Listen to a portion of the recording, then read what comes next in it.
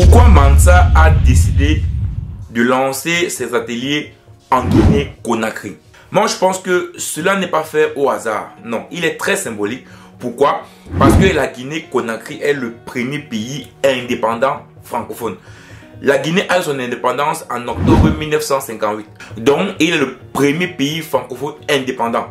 Et je pense qu'il était important pour Alain Foka et son équipe d'ouvrir cette session de Mansa dans ce pays. Pourquoi? Parce que la Guinée-Conakry est le pays qui a donné la possibilité à d'autres pays francophones de pouvoir également se battre pour leur indépendance.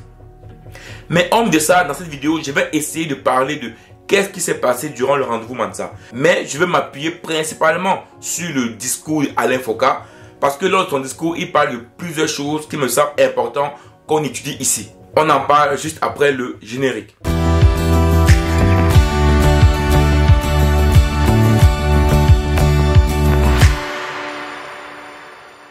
Ce n'est pas une option, c'est une obligation.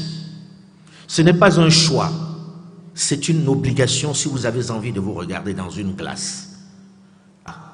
Pour paraphraser mon ami Cheikh Travadi, pourquoi pas nous? Qui doit le faire à notre place? Ce n'est pas une option, c'est une obligation. L'Afrique est obligée de trouver des stratégies pour se développer. Ce n'est pas une option, c'est une obligation. Nous sommes obligés de mettre en place un modèle de gouvernance, un modèle de l'éducation, un modèle de santé propre à l'Afrique. Ce n'est pas une option. Si l'Afrique aujourd'hui veut se développer, on ne peut pas s'appuyer uniquement sur le modèle de gouvernance des pays occidentaux. Non. On doit également repenser notre propre modèle de gouvernance. Et Alain Foka insiste là-dessus. Qui est le Messie qui descendra du ciel pour penser à l'Afrique, pour proposer quelque chose à l'Afrique, pour proposer un autre modèle à l'Afrique, sinon nous-mêmes? Les Africains attendent le Messie qui descendra du ciel pour venir sauver l'Afrique. Cette phrase-là se répercute directement sur les églises en Afrique. Beaucoup de personnes en Afrique vont à l'église pour prier en espérant un miracle, en espérant une prophétie, en pensant que c'est Dieu qui descendra du ciel pour venir aider l'Afrique. Mes amis, non. Dieu, il existe, il faut le prier, mais Dieu vous a tout donné pour vous développer. Dieu vous a donné les terres, Dieu vous a donné les sous-sols, Dieu vous a donné les forêts, Dieu vous a donné les savanes. Dieu vous a tout donné pour que vous puissiez vous libérer, pour que vous puissiez vous développer. Donc ce n'est pas encore lui qui va descendre du ciel pour nous aider. Non. Allez, il faut qu'on précise cela, que les Africains doivent arrêter d'atteindre un Messie. Mais le Messie pour nous c'est qui? Généralement pour les Africains, le Messie ça peut être les États-Unis, ça peut être la Chine, ça peut être la Russie. Non. Aucun Messie ne viendra sauver l'Afrique. Qui va le désigner? Si c'est l'État qui le désigne, il est d'entrée de jeu considéré comme corrompu. Il va être combattu. Si c'est nous-mêmes qui nous désignons, on va nous demander qui sommes-nous. Si le Messie est un président africain qui veut changer les choses, on dira que c'est un corrompu. Et si le Messie, c'est une organisation comme Mansa ou toute autre personne qui veut changer les choses en Afrique, on dira qui es-tu? Donc en fin de compte, que ce soit un président révolutionnaire ou une personne ou une organisation qui veut changer les choses en Afrique, on dira toujours ce Messie-là est soit un corrompu, est soit une personne qu'on ne connaît pas. Donc en fin de compte, aucun pouvoir africain qui veut réellement travailler pour l'Afrique ne sera accepté par les Occidentaux. En fait, c'est ce que Alain Foka est en train de dire ici. Que ce soit un président africain, un putschiste, ou un vrai président africain qui a été élu mais qui veut changer les choses, ou une organisation comme Mansa, ou toute autre chose qui veut libérer l'Afrique, on dira la même chose. On dira que, qui es-tu? Pourquoi viens-tu ici? On ne te connaît pas. Tu es corrompu. Donc, tu comprends facilement ici que il ne faut pas t'attarder sur ce que les autres disent. Parce que les autres parleront toujours mal des personnes qui veulent vraiment faire quelque chose de bien pour l'Afrique. Chez Mansa, nous vous invitons tout simplement à regarder en avant en disant tout le monde, sans exception, doit prendre sa part dans ce nouvel Afrique, dans ce nouvel élan. On ne peut pas répéter la même chose tout le temps en sachant que les résultats vont être les mêmes. Tout le monde doit prendre sa part dans cette nouvelle Afrique. Alain Foka précise bien, tout le monde doit prendre sa part dans cette nouvelle Afrique. Donc toi qui regardes ma vidéo, moi également, On doit prendre notre part de responsabilité dans la nouvelle Afrique. Et ça commence par quoi? Ça commence par d'abord voter les personnes qui veulent vraiment travailler pour l'Afrique. Arrêtez d'être égoïste, arrêtez de penser à vous, arrêtez de penser à vos intérêts personnels. Votez d'abord des personnes ou des présidents qui vous pensez peuvent travailler pour l'Afrique.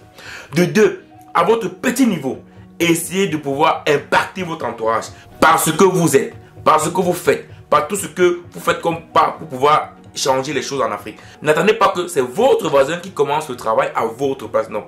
Si votre voisin également réfléchit comme vous, le voisin du voisin réfléchit comme vous, personne ne commencera quelque chose en Afrique. Donc, c'est à nous de prendre notre responsabilité et de commencer par mettre les premiers piliers qui vont permettre à ce que l'Afrique puisse se développer. Le moment est venu de ne plus être juste des éponges comme nous l'avons été, nous, Africains, pour proposer quelque chose. Pour être nous-mêmes. Pour être nous-mêmes Africains. Ne plus être pro-américains, pro-chinois, pro-russe, pro-allemand, pro-européen. Non. Comme l'a dit le président Mamadi Doumbouya, nous ne sommes ni pro, ni anti-américains. Nous sommes pro-africains. Le moment pour nous est arrivé pour ne plus être des éponges et de proposer quelque chose de réel. On attend tout de l'extérieur. Pourtant, on a connu en Afrique des philosophes comme Cheikh Anta Diop, comme Aimé Césaire, comme ces personnes, ces grandes pensées qui ont prouvé combien de fois l'Afrique également peut réfléchir à un cerveau également qui peut réfléchir stratégie, qui peut réfléchir développement. Pourquoi attendre des autres? Pourquoi attendre que c'est les autres qui viendront changer les choses dans nos pays? L'Afrique doit arrêter d'être pro-tac, pro-tac, pro-tac, anti-tac. Non, l'Afrique doit être pro-africain. C'est comme ça qu'on doit réfléchir. C'est pour cela que n'écoutez pas les Occidentaux, RFI, France 24 qui vous disent que c'est la Russie qui fait que c'est la... Non, nous on est pro et on est anti, rien du tout. Faut pas les écouter. L'Afrique actuellement cherche ses intérêts dans les coopérations qu'il fait avec d'autres pays. Donc il n'y a ni pro-russe, ni pro-français, ni pro-chinois, non. C'est intérêt contre intérêt. On a installé au sud du Sahara francophone des démocraties électives. Je vais rapidement vous faire un petit inventaire. J'avais promis de ne pas être long. Mais ceci, c'est le premier atelier de Mansa. Alain Foka parle d'un élément très très important ici, qui m'a semblé important de vous parler ici.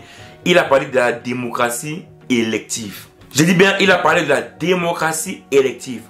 Quelle est la différence entre une démocratie et une démocratie élective? Une démocratie, c'est une démocratie où c'est le peuple qui a réellement le pouvoir. On va dans des pays comme la France, l'Allemagne, voilà, les pays vraiment développés où il y a une réelle démocratie, où c'est réellement le peuple qui a le pouvoir. Mais les démocraties électives, qui sont les démocraties en Afrique, ce sont les démocraties qu'on organise juste pour faire croire aux personnes qu'il existe une démocratie, mais pourtant la démocratie est élective. Donc c'est une démocratie qui n'existe pas. Pourquoi? Parce que lorsqu'on colle démocratie avec élection, ça veut dire quoi? Ça veut dire que la partie élection compte beaucoup sur la démocratie. Donc, pour faire croire aux gens qu'il existe une démocratie, on fait des élections. Mais en fin de compte, ces élections, c'est juste un moyen pour faire croire aux gens qu'il y a une démocratie. Mais c'est faux. Je ne sais pas qu'est-ce qu'il veut créer après. Je ne sais pas s'il veut créer une dictature ou bien un fédéralisme ou bien une réelle démocratie. Je ne sais pas. Mais dans tous les cas, la démocratie élective aujourd'hui dans certains pays africains ne porte pas ses fruits. Voilà un peu ce que Alain Foka a dit lors du premier atelier Mansa. Que penses-tu de ce discours? Pense également qu'il est important pour nous de pouvoir changer les choses et cela passe par repenser l'Afrique. Ciao.